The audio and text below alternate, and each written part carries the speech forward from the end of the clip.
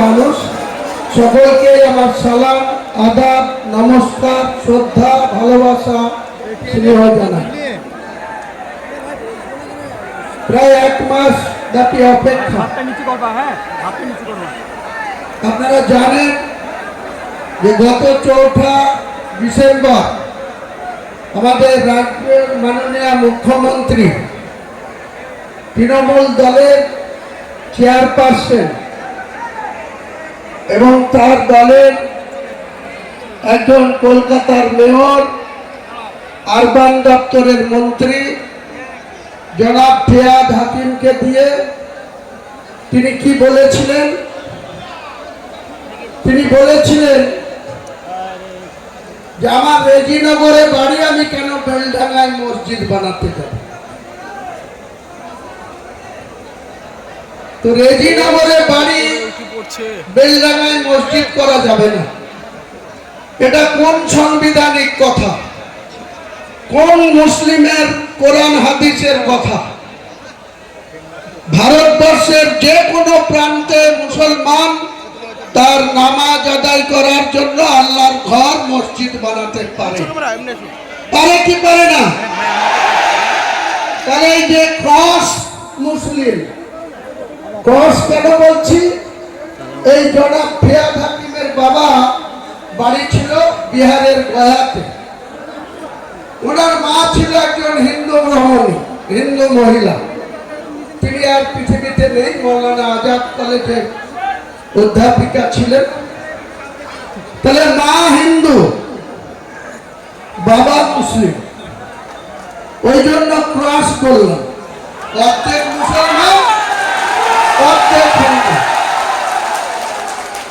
তিনি আমাকে সাসপেন্ড করার সময় এই মুর্শিদাবাদ জেলার একজন মন্ত্রী, যার কোনো কাজ নাই, কোনো ফাইল রিসিভ করতে পারেন না, তার দপ্তরের মাথায় বসে আছেন মাননীয় মুখ্যমন্ত্রী স্নেহধন্য অরূপ বিশ্বাস মহাশয়, পাওয়ার মিনিস্টার। তার এমওএস হচ্ছে আকরুজ্জামান। আমি একবার আমার এক নিকট আত্মীয়, এক বোন, মালদা ইংলিশ বাজারে বিয়ে হয়েছে।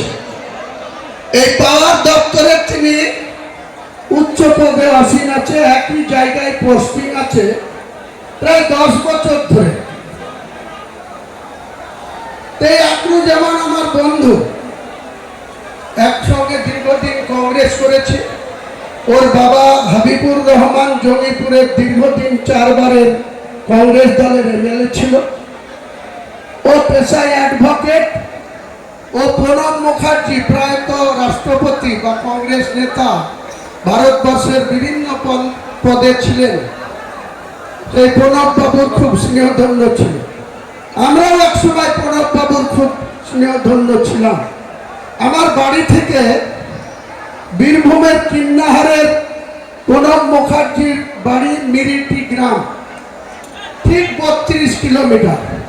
প্রণববাবু যখনই কিন্নাহারে দুর্গা পুজোতে নিজের বাড়িতে আসতেন, সে রাষ্ট্রপতি থাকাকালীন বলুন, আর ফাইন্যান্স মিনিস্টার থাকাকালীন বলুন, ফরেন মিনিস্টার থাকাকালীন বলুন, ডিফেন্স মিনিস্টার থাকাকালীন বলুন, যোজনা কমিশনের ভাইস চেয়ারম্যান থাকাকালীন বলুন, প্রণববাবু কিন্তু বাড়িতে দুর্গা পুজোতে আসলেই আমাদেরকে খুব স্নেহ করে পুজোতে ইনভাইট করতেন।